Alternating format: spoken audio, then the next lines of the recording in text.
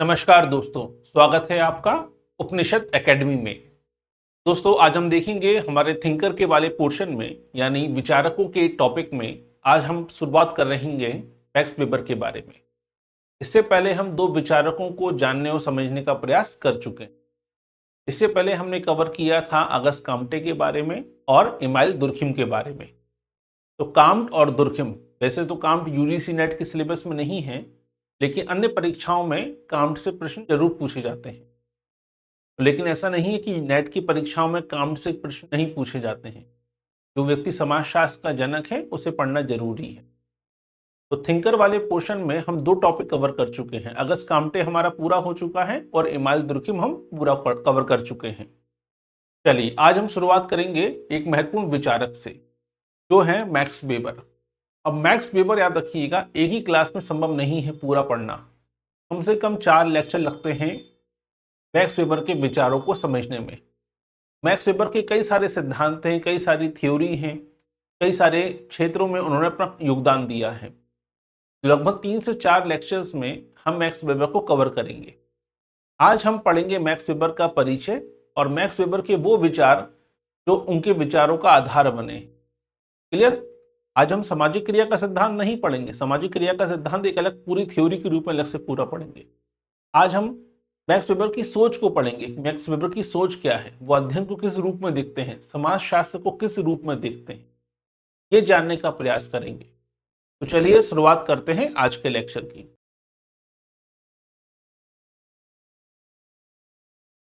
Box open कीजिए। ठीक है, सुबह के 6:15 बज चुके हैं और लाइव क्लासेस स्टार्ट हो चुकी है। सबसे पहले हम देखें मैक्स वेबर के बारे में। तो आज हम सबसे पहले देखेंगे मैक्स वेबर का परिचय, इंट्रोडक्शन क्या है। ठीक है, हमेशा परिचय पढ़ना जरूरी होता है विचारकों का। तो सबसे पहले हम बात करें तो मैक्स वेबर का जन्म कब हुआ। मैक्स वेबर का जन्म हुआ 1864 में, 1864 में इनका जन्म हुआ, 21 अप्रैल को। कहाँ के समाजशास्त्री हैं? अमेरिकन हैं, ब्रिटिश हैं, जर्मन हैं या फ्रेंच हैं। जैसे फ्रांसीसी समाजशास्त्री हैं दुर्खिम। अगस्त काम्टे भी फ्रांसीसी थे और फ्रांस में ही समाजशास्त्र की उत्पत्ति हुई थी 1838 में। ठीक है, तो जर्मन समाजशास्त्री हैं, याद रखिए, जर्मनी के। ठीक है, इफर्ट राज्य के टूरिंग जगह पर इनका जन्म हुआ था। आजकल तो क्वेश्चन नहीं बनते हैं कि किसका जन्म कब हुआ था, या जन्म का वर्ष नहीं पूछा जाता है, लेकिन फिर भी आपको एक समाजशास्त्री का बैकग्राउंड मालूम होना चाहिए। एक जर्मन समाजशास्त्री। ठीक है, 1889 में, 1889 में इनकी पीएचडी पूरी हुई।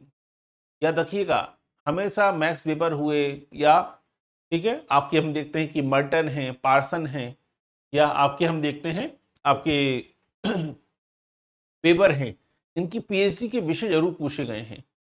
तो 1893 में, ठीक है, आपके जो डिवीजन लेबर इन सोसाइटी, ये इस विषय में पीएचडी करी थी दुर्खिम ने। और 1889 में, यानी दुर्खिम से 4 साल पहले ही पीएचडी पूरी कर ली किसने? आपके मैक्स वेबर ने। और मैक्स वेबर का पीएचडी का शोध का विषय क्या था, ये प्रश्न पूछा जा चुका है। तो मैक्स वेबर के शोध का विषय था history of commercial society in the middle age. हमेशा विषय का नाम मालूम होना चाहिए जिस विषय में उन्होंने शोध पत्र जारी किया या शोध किया था। क्लियर? चाहे आप जीएस घुरिये को पढ़िए, चाहे आने वाले वर्षों, आने वाले समय में हम कई सारे विचारकों को पढ़ेंगे जिन्होंने भी पीएचडी का विषय रहा है, वो आपको मालूम होना चाहिए। तो इस विषय में 1889 में इन्होंने अपनी पीएचडी पूरी करी। ठीक है, इसके अलावा मैक्स वेबर को क्या कहा जाता है? आधुनिक समाजशास्त्र का दूसरा संस्थापक कहते हैं। अब याद रखिएगा, 3 बातों में कंफ्यूजन होता है। समाजशास्त्र के संस्थापक कौन है? Auguste Comte. आधुनिक समाजशास्त्र के संस्थापक कौन है? Emile Durkheim. आधुनिक समाजशास्त्र के द्वितीय संस्थापक कौन है? वो कहलाते हैं मैक्स वेबर। अब 3 लोगों के नाम हैं, लेकिन 3 लोगों को अलग अलग योगदान के चलते जाना जाता है। तो अगस्त काम्टे को तो हम सब जानते हैं समाजशास्त्र का जनक कहा जाता है, लेकिन इमाइल दुर्खिम को समाजशास्त्र का, आधुनिक समाजशास्त्र का जनक कहा जाता है, लेकिन वेबर को आधुनिक समाजशास्त्र का द्वितीय संस्थापक कहा जाता है। तो हमेशा प्रश्न को ध्यान से पढ़ने के बाद आंसर लगाइएगा। ठीक है, ये तो बात हो गई परिचय की। लेकिन अब एक महत्वपूर्ण विचार है, वो है कार्ल मार्क्स। क्योंकि कार्ल मार्क्स भी जर्मनी के हैं और उस दौरान जब कार्ल मार्क्स का चरम पर था, कार्ल मार्क्स का प्रभाव पूरी दुनिया पर, तो ऐसे में जो व्यक्ति जर्मनी में पैदा हुआ हो उस पर भी कार्ल मार्क्स का प्रभाव होगा। उसने भी कार्ल मार्क्स को देखा होगा, उसी समय जीवित हैं कार्ल मार्क्स भी, उसी समय जीवित हैं, जन्म हो चुका 1842 में, उसी समय चरम पर है। पूरा दुनिया में सबसे ज्यादा प्रभावित किया है एक व्यक्ति के विचारों ने, कार्ल मार्क्स के विचारों से पूरी दुनिया प्रभावित हुई है। तो स्वाभाविक सी बात थी वेबर भी प्रभावित हुए। यही कारण है कि वेबर पर कार्ल मार्क्स का प्रभाव बहुत ज्यादा पड़ा। इसलिए कार्ल मार्क्स, वेबर को क्या कहते हैं, कार्ल मार्क्स का भूत कहा जाता है, घोस्ट ऑफ कार्ल मार्क्स कहा जाता है। ठीक है, ऐसा क्यों कहा जाता है? क्योंकि वेबर के जितने भी विचार हैं, या तो वो वेबर मार्क्स के समर्थन में है या मार्क्स के विरोध में है। यानी उनकी पूरी अवधारणाएं मार्क्स के विचारों के इर्द गिर्द ही घूमती हैं। जैसे मार्क्स ने कहा, आर्थिक निर्धारणवाद का सिद्धांत दिया, केवल आर्थिक कारक ही सामाजिक परिवर्तन के कारण हैं। वहीं वेबर कहते हैं कि नहीं, आर्थिक कारक तो हैं लेकिन साथ ही साथ धार्मिक कारक भी हैं। ठीक है, दूसरे पहलू भी महत्वपूर्ण होते हैं। तो ऐसे में वो डिनाई नहीं कर रहे हैं किसको, आपके मार्क्स को, बल्कि अपने विचार भी प्रकट कर रहे हैं। तो जो जो विचार मार्क्स ने रखे हैं, उन्हीं विचारों के इर्द गिर्द अपने विचारों को बुना है किसने, वेबर ने। इसीलिए कार्ल मार्क्स का भूत कहा जाता है। और कई विचार ऐसे हैं जिस पर कार्ल मार्क्स की छवि का प्रभाव देखने को मिलता है वेबर के विचारों पर। यहां तक क्लियर हुआ सभी को? हम बात करते हैं वेबर की किताबों के बारे में। मैक्स वेबर की कौन कौन सी रचनाएं हैं, किताबें हैं। सबसे फेमस रचना तो हम सब जानते हैं, the Protestant ethic in the spirit of capitalism, जिसमें इन्होंने प्रोटेस्टेंट शाखा ने पूंजीवाद के विकास में कैसे योगदान दिया है ये स्पष्ट किया। दूसरी बड़ी फेमस किताब है द रिलीजन ऑफ चाइना, और एक किताब है द रिलीजन ऑफ इंडिया। 1916 में दोनों किताबें आई थी। ठीक है, इन्होंने 6 धर्मों का अध्ययन किया था, उसमें से भारत में बौद्ध धर्म और हिंदू धर्म का अध्ययन भी किया था। इकोनॉमी एंड सोसाइटी ये 1921 में पब्लिश हुई थी, याद रखिएगा, इनके मरणोपरांत। इसके अलावा सोशियोलॉजी ऑफ रिलीजन 1922 में आती है, और the theory of social and economic organisation 1925 में पब्लिश होती है। सारी किताबें जर्मनी में लिखी गई हैं, आगे जाकर ये किताबें अंग्रेजी में आपके अनुवादित हुई हैं, याद रखिएगा। अब इन सभी किताबों को सन आपको याद होना चाहिए, ये सभी किताबें आपको अच्छे से याद होना चाहिए। लेकिन एक क्वेश्चन पूछा जाता है, वेबर की इन सभी किताबों में सब ऐसी कौन सी किताब है जो सबसे ज्यादा विशाल खंड माना जाता है या विशाल ग्रंथ माना जाता है? तो याद रखिएगा, इकोनॉमी एंड सोसाइटी इनका सबसे बड़ा विशाल ग्रंथ माना जाता है। ठीक है, वेबर का द्वारा लिखा गया सबसे विशाल ग्रंथ कौन सा है? वो है इकोनॉमी एंड सोसाइटी। कब आई थी? 1921 में। क्लियर? तो ये सारी किताबें आपको क्लियर होनी चाहिए। चलिए, अब हम आते हैं वेबर की मेथोडोलॉजी पर। वेबर की पद्धति शास्त्र क्या है? वेबर अध्ययन करने को किस दृष्टिकोण से समाज के अध्ययन पर बात करते हैं? तो वेबर का परिचय हमने देख लिया, ठीक है, वेबर की किताबें हमने देख ली। अब हम बात करते हैं वेबर का दृष्टिकोण क्या है। वेबर समाज शास्त्र को विज्ञान बनाना चाहते हैं, हम सब जानते हैं। चाहे आपके काउंट हो, चाहे आपके दुर्खिम हो, चाहे वेबर हो, सबकी यही सोच रही कि समाज शास्त्र को विज्ञान बनाना है। तो वो समाज शास्त्र के विज्ञान बनाने के समर्थक हैं, ये तो हम सब जानते हैं। लेकिन विज्ञान कैसे बनेगा? इसके लिए जरूरी है दृष्टिकोण बनाना, नजरिया बनाना, मेथड्स डेवलप करना। जैसे रूल्स ऑफ सोशियोलॉजिकल मेथड नाम से किताब लिखी दुर्खिम ने 1895 में, और कहीं ना कहीं समाज शास्त्र का अध्ययन करने को लेकर मेथोडोलॉजी डेवलप करी। वही बात कर रहे हैं किसने? वही बात की है मैक्स वेबर ने। और मैक्स वेबर ने किताब लिखी, ठीक है, study of the theory of science. The study of the theory of science में इन्होंने समाज शास्त्र के अध्ययन को लेकर 2 पद्धतियों पर जोर दिया। एक पद्धति है वस्तुनिष्ठ पद्धति, ऑब्जेक्टिव मेथोडोलॉजी, और दूसरी है सब्जेक्टिव यानी व्यक्तिनिष्ठ पद्धति। अब ऑब्जेक्टिविटी क्या होती है, सब्जेक्टिविटी क्या होती है, ये तो आपको मालूम है। ठीक है, यानी 2 पद्धतियों की बात की जाती है। हमेशा समाजशास्त्री इस मामले में उलझे रहे हैं। चाहे अगस्त काम्टे हो, चाहे इमानुएल दुर्खिम हो, सभी ने माना है कि समाजशास्त्र को विज्ञान बनाना है तो हमें ऑब्जेक्टिविटी का पालन करना पड़ेगा, हमें वस्तुनिष्ठ पद्धति का पालन करना पड़ेगा। लेकिन यहां पर वेबर का विचार थोड़ा अलग है। वेबर कहते हैं आप किसी एक पद्धति पर निर्भर नहीं हो सकते, आपको दोनों पद्धतियों का पालन करना है। लेकिन पहले दोनों पद्धति क्या है इसको समझ लीजिए। ठीक है, सबसे पहले आती है ऑब्जेक्टिव मेथड या ऑब्जेक्टिव मेथोडोलॉजी यानी वस्तुनिष्ठ अध्ययन पद्धति। जैसा कि नाम से स्पष्ट है, ऑब्जेक्टिविटी होती है, यानी आपका नजरिया आपके पूर्वाग्रहों का कोई स्थान नहीं होता अध्ययन करने के दौरान। तो बेबर कहते हैं वस्तुनिष्ठ पद्धति एक ऐसी पद्धति है जिसमें अनुसंधानकर्ता तटस्थ होकर मानव व्यवहार का अध्ययन करता है, यानी अपने पूर्वाग्रहों से रहित होकर कि मैं क्या सोचता हूं महत्वपूर्ण वो नहीं है, जो हो रहा है उसका यथार्थपूर्ण अध्ययन करना। ठीक है, घटना का यथार्थ वर्णन करना, चाहे नैतिकता कैसी है, सही गलत है, मानक सही गलत है, मूल्य सही गलत है, ये न सोच के हुए जो हो रहा है उसका यथार्थ वर्णन करना ही वस्तुनिष्ठ अध्ययन पद्धति है। ये समाज के सापेक्ष अध्ययन नहीं करती है कि समाज क्या सोचता है, समाज की नजर में सही क्या है गलत क्या है, नहीं, जो हो रहा है उसका वस्तुनिष्ठ अध्ययन करना, यथार्थपूर्ण अध्ययन करना ही वस्तुनिष्ठ पद्धति कहलाती है। इसमें अनुसंधानकर्ता का दृष्टिकोण तटस्थ होता है, वो सही गलत या उचित अनुचित के आधार पर अध्ययन नहीं करता है, वो अपने पूर्वग्रहों के आधार पर अध्ययन नहीं करता है। इसीलिए इसे मूल विहीन समाजशास्त्र पर बल दिया है किसने, आपके वैल्यू फ्री या हम कहते हैं वैल्यू न्यूट्रलिटी की बात की जाती है कि अपने मूल्यों को परे रखकर, अपनी नैतिकताओं अपने पूर्वग्रहों को परख रखकर समाज का अध्ययन करना, क्या सही है या क्या गलत है ये अध्ययन करने की बात नहीं हो रही है, जो है उसका वैसा का वैसा अध्ययन करना ही, यही बात करते हैं, इसी को कहते हैं वस्तुनिष्ठ अध्ययन पद्धति। और इसी पद्धति के चलते समाजशास्त्र में मूल आपके तटस्थता की बात करते हैं कौन, आपके बेबर। क्लियर। अब दूसरी मेथड होती है सब्जेक्टिविटी या सब्जेक्टिव मेथोडोलॉजी। इसमें क्या होता है, इसमें घटना का अध्ययन आप समाज के सापेक्ष करते हैं कि समाज किसे सही मानता है किसे गलत मानता है, इस दृष्टिकोण से करते हैं। यहां पर कहीं ना कहीं आपकी राय आपकी सोच यहां पर आ जाती है, आप इसे अपनी सोच को अलग अलग नहीं रख सकते। तो कहीं ना कहीं समाज के सापेक्ष अध्ययन करना, सामाजिक परिस्थितियों को ध्यान में रखकर अध्ययन करना।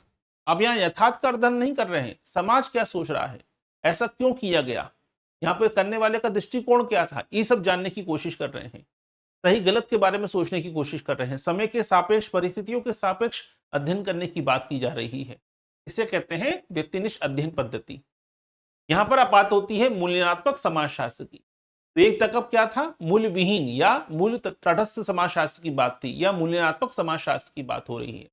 यहाँ पे अनुसंधानकर्ता का अपना दृष्टिकोण भी आ रहा है, अपनी सोच भी आ रही है, वो समाज के सापेक्ष अध्ययन कर रहा है कि समाज क्या सोचता है, परिस्थिति क्या होती है, सही गलत क्या है, इस आधार पर अध्ययन हो रहा है। ठीक है, पूर्वग्रहों से मुक्त होकर या समाज के सापेक्ष ना होकर अध्ययन नहीं हो रहा है। क्लियर। इसे कहते हैं व्यक्तिनिष्ठ पद्धति। तो यहाँ पे पद्धति शास्त्र में मैक्स वेबर दोनों पद्धति की बात करते हैं, लेकिन समस्या क्या है, दोनों पद्धति एक साथ कैसे हो सकती हैं। कारण यह है कि मैक्स वेबर ने कहा कि एक होता है अनुसंधान का विषय का चयन करना और एक होता है अनुसंधान करना। क्लियर।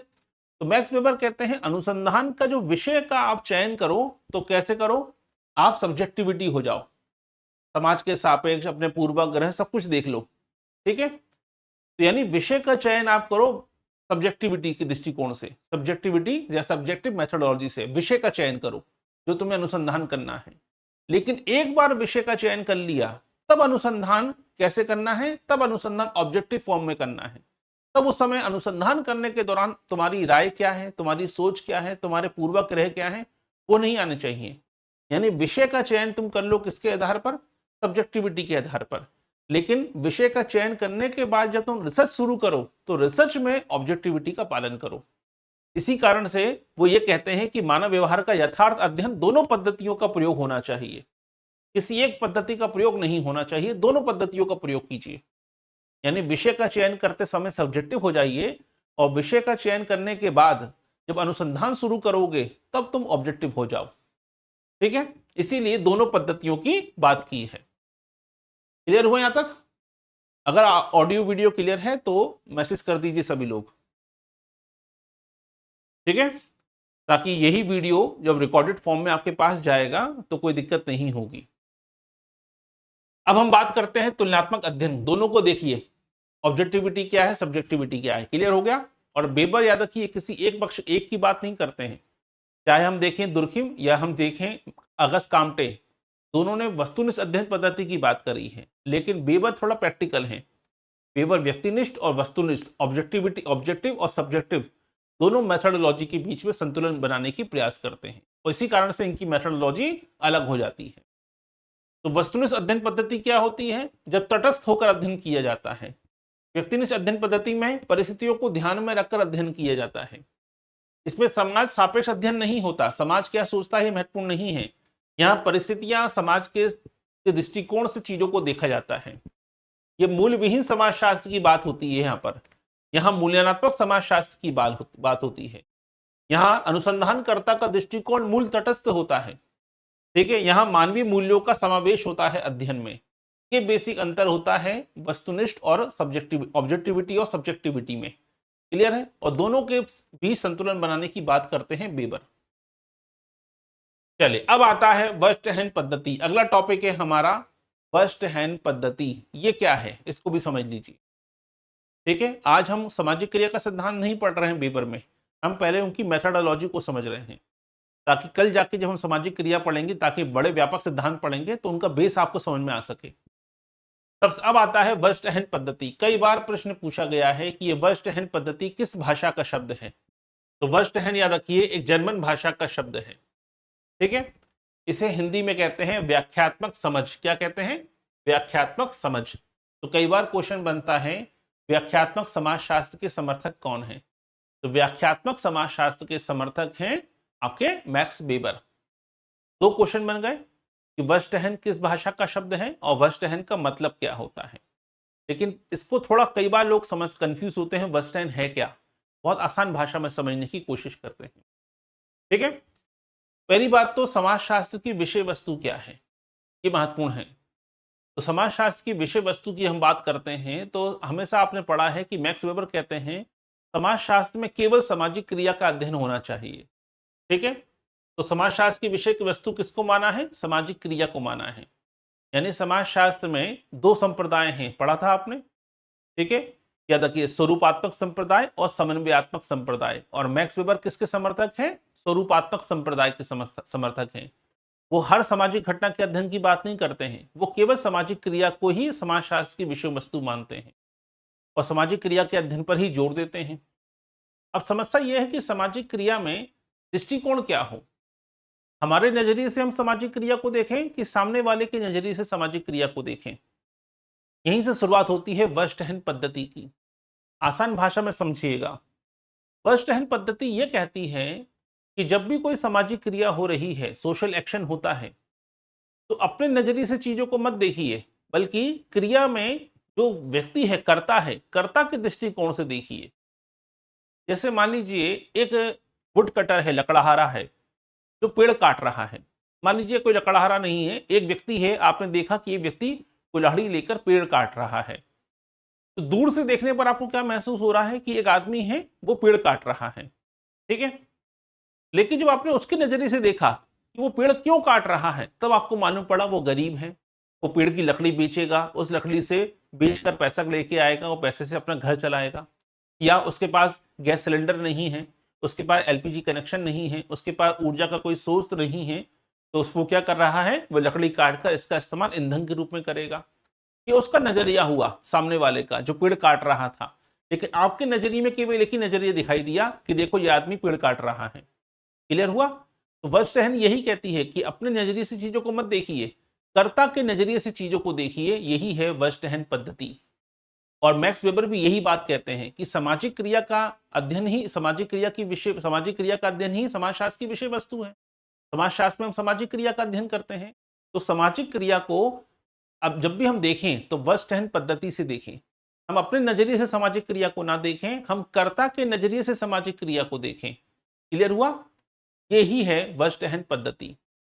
इसे और आसान भाषा में समझते हैं। जैसे मान लीजिए आप टपरी पर बैठ के चाय पी रहे हैं, अचानक से आपने देखा कि एक बाइक वाले और एक कार वाले की टक्कर हो गई। चलिए, तो वर्स्टहैन समझ में आया? वर्स्टहैन क्या है? हाँ, मैं उदाहरण की बात कर रहा था। तो जैसे मान लीजिए आप टपरी पर बैठ के चाय पी रहे हैं, या पेड़ के किनारे लगी होती चाय की दुकानें, आप बैठे हुए हैं और चाय पी रहे हैं। आपने देखा सड़क पर एक बाइक वाले की और कार वाले की आपस में टक्कर होती है। टक्कर के बाद दोनों झगड़ने लगते हैं। आप टपरी पर बैठ के चाय पी रहे हैं, आपने देखा देखो दो लोगों की टक्कर हो गई। और आप लड़ाई होने लगी, आप लड़ाई को देखने लगे, तो ये वर्स्टहन नहीं है, क्योंकि आप अपने नजरिए से लड़ाई को देख रहे हैं, आप अपने नजरिए से चीज घटना को देख रहे हैं। लेकिन अपने आप को रखिए कार वाले के दृष्टिकोण पे।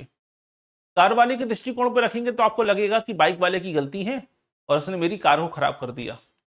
बाइक वाले के दृष्टिकोण से देखेंगे तो वो क्या लगेगा, देखो कार वाला अपने आप को बड़ा आदमी समझ रहा है, ठीक है, मेरी गाड़ी खराब कर दी, मुझे मारते मारते बचा, मैं मरते मरते बचा।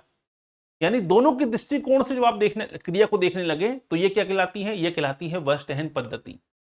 तो वर्स्टहन पद्धति यही कहती है कि अपने दृष्टिकोण से क्रिया को मत देखिए, कर्ता के दृष्टिकोण से क्रिया को देखिए जो क्रिया में शामिल है। तो वर्स्टहन पद्धति में दो बातों पर फोकस होता है, एक होता है प्रत्यक्षात्मक अध्ययन और एक होता है वर्णनात्मक अध्ययन। प्रत्यक्षात्मक अध्ययन क्या होता है, अनुसंधानकर्ता क्रिया करने वाले व्यक्ति को दूर से देखता है और उद्देश्य का अनुमान लगाता है कि क्रिया क्यों हो रही होगी, क्रिया कैसे हुई है। लेकिन वर्स्टहन पद्धति क्या कहती है, वर्स्टहन पद्धति व्याख्या की बात करती है, व्याख्यात्मक समझ की बात करती है। यहां पर अनुसंधानकर्ता क्रिया करने वाले व्यक्ति के समीप जाकर उसके दृष्टिकोण से क्रिया के पीछे के उद्देश्यों को जानने की कोशिश करता है। एक आदमी लकड़ी काट रहा था, आपने दूर से देखा, देखो लकड़ी काट रहा है, ठीक है, ये आपका दृष्टिकोण हुआ। लेकिन वर्स्टहन पद्धति के अनुसार आप अपने आप को उस व्यक्ति के नजरिए में रख के देखिए और फिर पूछिए वो लकड़ी क्यों काट रहा था। वो लकड़ी का इस्तेमाल ईंधन के रूप में करने वाला है, या वो लकड़ी को बेचकर पैसा कमाना चाहता है, अपना घर चलाना चाहता है। इस दृष्टिकोण को जानना, ये होती है व्याख्यात्मक समझ और इसी को कहते हैं वर्स्टहन पद्धति। क्लियर हुआ? चलिए अब तीसरा विचार आता है। तीसरा बड़ा महत्वपूर्ण विचार है। आज तीन विचार हम पढ़ने हैं हमें। पहला विचार हमने क्या पढ़ा, पद्धति शास्त्र। दूसरा हमने क्या पढ़ा, वर्स्टहन पद्धति। और तीसरा विचार है, ठीक है, मैक्स वेबर का, वो है चुनावी आत्मीयता। ये बड़ा महत्वपूर्ण विचार है। यही वो विचार था जिसने जिसने पूंजीवाद के विकास में योगदान दिया। आगे जाकर हम पढ़ेंगे ना पूंजीवाद क्या है, पूंजीवाद के प्रकार क्या हैं, कितने प्रकार का पूंजीवाद बताया है मैक्स वेबर ने। तो बहुत से लोग सामाजिक क्रिया का सिद्धांत पढ़कर ही खत्म कर देते हैं मैक्स वेबर को। ऐसा नहीं है। हर किताब में आपको सामाजिक क्रिया का सिद्धांत पढ़ने को मिलेगा या थोड़ा बहुत डेटाबेस जानकारी मिलती है, लेकिन ऐसा नहीं है। सामाजिक क्रिया के अलावा बहुत सारे विचार हैं मैक्स वेबर के। तो सामाजिक क्रिया अपने आप में बड़ा विचार है, उसको हम कल पढ़ेंगे, कल के लेक्चर में। लेकिन कई सारे छोटे छोटे विचार भी हैं जो उस मूल विचार का आधार बनते हैं। क्लियर? चलिए, तो चुनावी आत्मीयता होती क्या है? ये जर्मन भाषा का एक शब्द है जिसका नाम क्या है, वॉलफेयरवांडशाफ्ट। बहुत बड़ा शब्द है जर्मन भाषा में, वॉलफेयरवांडशाफ्ट। इसे पूरा जर्मन भाषा का शब्द है, हिंदी में कहते हैं इसके चुनावी आत्मीयता। ये जो शब्द है वेबर ने, वो गोयथे के, एक लेखक है, जर्मन लेखक है गोयथे, ठीक है, गोयथे के उपन्यास से ये शब्द लिया है। अब इसको मतलब समझिएगा कि होता क्या है। चुनावी आत्मीयता का जो जो विचार है, ये कौन सी किताब में से लिया है? गोयथे, जो लेखक है जर्मन लेखक गोयथे, उनके उपन्यास से ये शब्द लिया है। कौन सी किताब में प्रस्तुत किया? अपनी कौन सी किताब में प्रस्तुत किया वेबर ने? The Protestant ethic in the spirit of capitalism. इस विचार में, इस टॉपिक में या इस किताब में चुनावी आत्मीयता की अवधारणा को प्रस्तुत किया। तो यह किताब तो आपने सबने नाम सुना ही होगा, 1905-1906 में यह किताब आई थी। इसमें इन्होंने ये बताया था कि किस प्रकार से प्रोटेस्टेंट धर्म की मान्यताओं ने पूंजीवाद के विकास में योगदान दिया है। अब प्रोटेस्टेंट धर्म एक अलग विचारधारा है, पूंजीवाद एक अलग विचारधारा है। इन दोनों विचारों के बीच में, विचारधाराओं के बीच में क्या संबंध है और कैसे ये दोनों विचारधाराएं एक दूसरे के सपोर्ट में उभर कर सामने आई और कैसे पूंजीवाद का विकास हुआ, कैपिटलिज्म डेवलप हुआ, ये समझाने का प्रयास किया किसने? मैक्स वेबर ने। अब यहां पर बात आती है कि भाई चुनावी आत्मीयता का क्या लेना देना है इस बात से। तो पहले चुनावी आत्मीयता के कॉन्सेप्ट को समझिए। चुनावी आत्मीयता यह कहती है कि जब दो अलग अलग परिस्थितियों वाले, दो अलग अलग संस्कृतियों वाले, जब दो अलग अलग विचारधाराएं एक दूसरे का सपोर्ट करती हैं, अनजाने में, जानने में नहीं, अनजाने में, अनजाने में जब दो संस्कृतियां, दो विचारधाराएं, दो व्यक्ति, ठीक है, एक दूसरे का सपोर्ट करते हैं, तो उसके बीच में एक जोड़ बन जाता है, उनके बीच में एक संबंध बन जाता है। इसे ही चुनावी आत्मीयता कहते हैं। कठिन लग रहा होगा सुनने में, थोड़ा आसान भाषा में समझते हैं। जैसे मान लीजिए आप जा रहे हैं पैदल यात्रा, पैदल जा रहे हैं किसी जगह पर, ठीक है, आपको पहुंचना है 2 से 3 किलोमीटर उस दिशा में। अचानक से पीछे से कोई गाड़ी आ रही है, ठीक है, उसने आपसे पूछा कहाँ जा रहे हैं, बाइक वाला आया, उसने पूछा आप कहाँ जा रहे हैं, आपने कहा मैं इसी रास्ते जा रहा हूँ, ठीक है, उसने कहा मैं भी इसी रास्ते जा रहा हूँ, आइए बैठ जाइए। आपको जाना था उस जगह पर, ठीक है, उसी रास्ते पर वो व्यक्ति भी जा रहा था, दोनों का पर्पस क्या हो गया, एक हो गया, दोनों की कहीं ना कहीं विचारधारा मिल गई। बस यही है चुनावी आत्मीयता। इसको एक उदाहरण से और समझिए। मान लीजिए आपको एडवेंचर यात्राएं करना पसंद है, लेकिन आपके पास ऑफ रोड गाड़ी नहीं है, थार नहीं है, जिम्नी नहीं है, जो ऑफ रोड गाड़ी होती है 4x4। तो आप साहसिक यात्रा आपको पसंद है, एक व्यक्ति ऐसा है जिसको साहसिक यात्राएं पसंद है, हाइकिंग करना पसंद है, पहाड़ों पर जाना पसंद है, लेकिन उसके पास गाड़ी नहीं है। दूसरा व्यक्ति है जिसके पास गाड़ी है, ऑफ रोड गाड़ी है। क्लियर? अब दोनों की, एक की शौक, एक की सोच और एक की संसाधन आपस में मिले कि नहीं मिले? तो यहां पर क्या हुआ, यहां दोनों लोगों के बीच में कोई संबंध नहीं था, लेकिन एक की आवश्यकता और एक की सोच मिल गई कि नहीं मिल गई? एक के पास रिसोर्सेस है, एक के पास अनुभव है। मान लीजिए आपको साहसिक यात्राओं का एक्सपीरियंस है, और इस आदमी के पास कार है लेकिन इसके पास साहसिक यात्राओं का एक्सपीरियंस नहीं है। तो आपका एक्सपीरियंस और उसका रिसोर्सेस दोनों मिल गए कि नहीं मिल गए? दोनों एक दूसरे के काम आएंगे। इसी को कहते हैं चुनावी आत्मीयता। तो यही हुआ, मैक्स वेबर कहते हैं यही चुनावी आत्मीयता हुई प्रोटेस्टेंट धर्म और पूंजीवाद में। वो कैसे? अब यहां पर देखिए, प्रोटेस्टेंट धर्म क्या कहता है? वो ये कहता है कि खूब मेहनत करो, खूब पैसा, समय को बर्बाद मत करो, सादगी से जीवन जियो। ये प्रोटेस्टेंट धर्म की विचारधारा थी। अब पूंजीवाद को क्या चाहिए था? पूंजीवाद को ऐसे लोग चाहिए थे जो पैसे की बचत करें, जो फिजूल खर्ची ना करें, जो मेहनत करें। ये पूंजीवाद की सोच थी। तो पूंजीवाद की सोच और प्रोटेस्टेंट धर्म की सोच आपस में क्या है, मेल खा गई, और इसी के चलते पूंजीवाद का विकास हुआ। और यही समझाने का प्रयास किया है। यानी जब दो अलग अलग विचारधाराएं एक दूसरे के क्या हो गई, एक दूसरे के सपोर्ट में आ गई। दोनों विचारधाराएं आपस में मेल नहीं खाती, लेकिन इनके विचार मेल खाते हैं। ये धार्मिक विचार है, ये आपके आर्थिक विचार है, लेकिन दोनों की सोच कहीं ना कहीं मेल खाती थी। इसी को ही चुनावी आत्मीयता कहते हैं। क्लियर यहां तक? यही होता है चुनावी आत्मीयता, और इसी के चलते प्रोटेस्टेंट धर्म की विचारधारा ने पूंजीवाद के विकास में अहम योगदान दिया। यही समझाने का प्रयास किया है किसने? आपके मैक्स वेबर ने। कैसे समझाया है? चुनावी आत्मीयता के माध्यम से। कोई दिक्कत इसमें? तो इसमें कोई लिखित समझौता नहीं था, बस विचारधारा मेल खा गई। इसी मेल को कहा जाता है चुनावी आत्मीयता। कोई भी डाउट है, क्वेश्चन है तो पूछ लीजिए। तो निष्कर्ष पे क्या पहुंचे हम? तो निष्कर्ष पे ये पहुंचे कि जब दो अलग अलग सामाजिक या मानसिक परिस्थितियां एक दूसरे के फायदेमंद साबित होती हैं, ठीक है, और आपस में जुड़ जाती हैं। और प्रोटेस्टेंट धर्म का ने पूंजीवाद के विकास में कैसे योगदान दिया? इसी चुनावी आत्मीयता के चलते।